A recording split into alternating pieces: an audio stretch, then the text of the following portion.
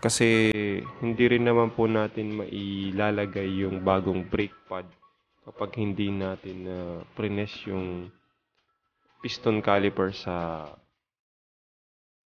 pinaka-pwesto nito.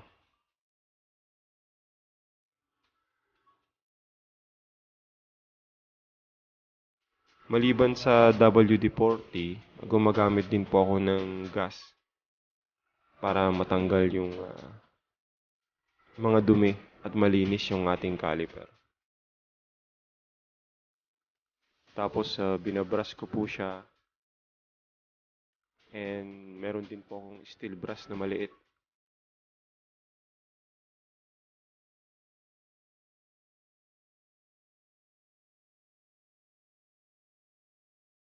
Hindi ko na po binabaklas yung ibang parts ng ating caliper.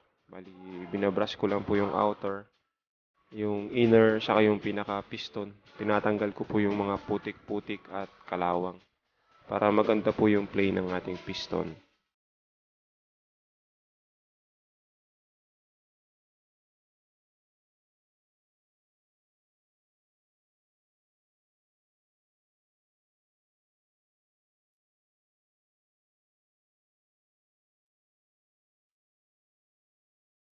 Kung sa tingin natin okay na po yung ginawa nating paglilinis sa ating caliper, pwede na po nating ilagay yung brake pad na bago. Pero huwag niyo pong kalimutan na i-check yung rubber boot na dalawa na nakalagay dun sa caliper bracket. Kasi pinapalitan din po yun kapag sira na or pudpud na. Nagpi-play din po kasi yung ating caliper kapag papudpud na yung ating brake pad.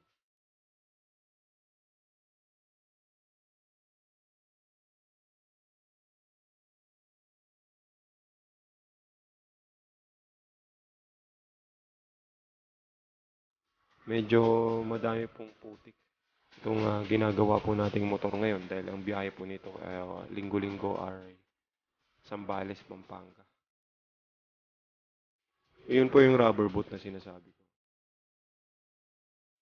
Kailangan linisin din po natin kung saan siya nakalagay.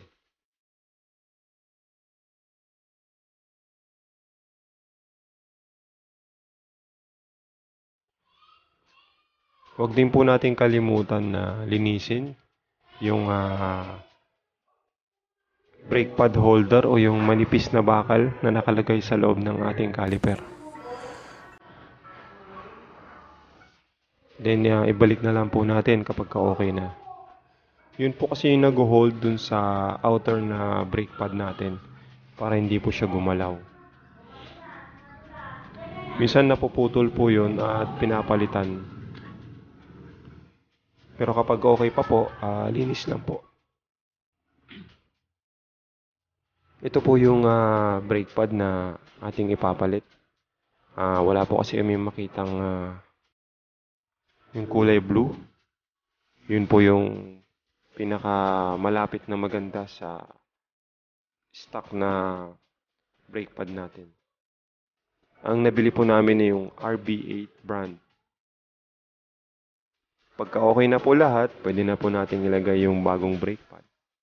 Kung paano po natin siya kinalas kanina, ganun din po natin siya.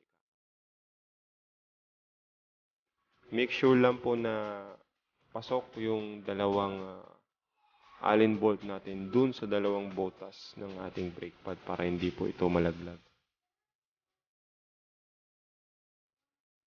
And of course, check po natin yung higpit ng ating mga bolt. Huwag din po natin kalimutang lagyan ng grasa yung sa may caliper, rubber boot ng ating caliper. Importante po yung grasa dyan kasi dyan po naglalaro yung ating caliper. Dun sa ating bracket. Kung makikita nyo, both sides po ay nilagyan ko ng grasa. Kasi pag hindi po natin nilagyan, mag-i-stuck up po yan.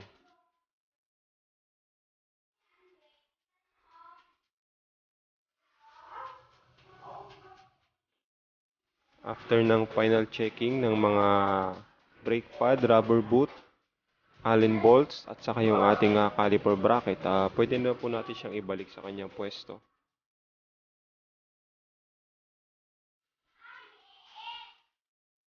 Same way kung paano po natin siya tinanggal kanina, ganun din po natin siya ibabalik.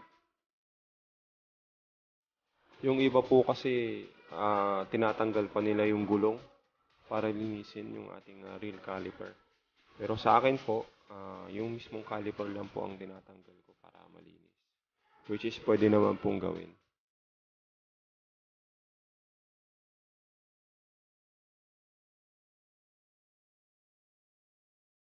Again, i-check nyo pong mabuti yung ating mga Allen bolt.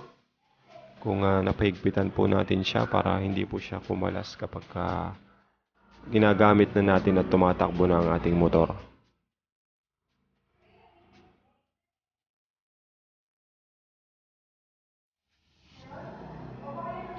Pagka okay na lahat, i-test din po natin yung ating rear brake kung okay yung play ng ating piston at kapit ng ating brake pad.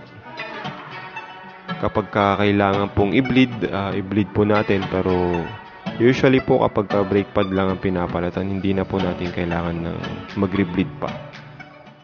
I-pump nyo lang po yung brake lever at babalik na po yung dating pressure ng ating master pump at caliper.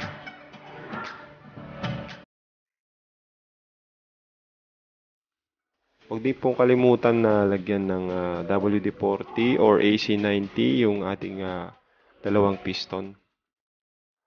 Yan po ang after po ng ating pagpapalit. Hope mayroon po kayong natutunan ulit ngayong araw. Thanks for watching po.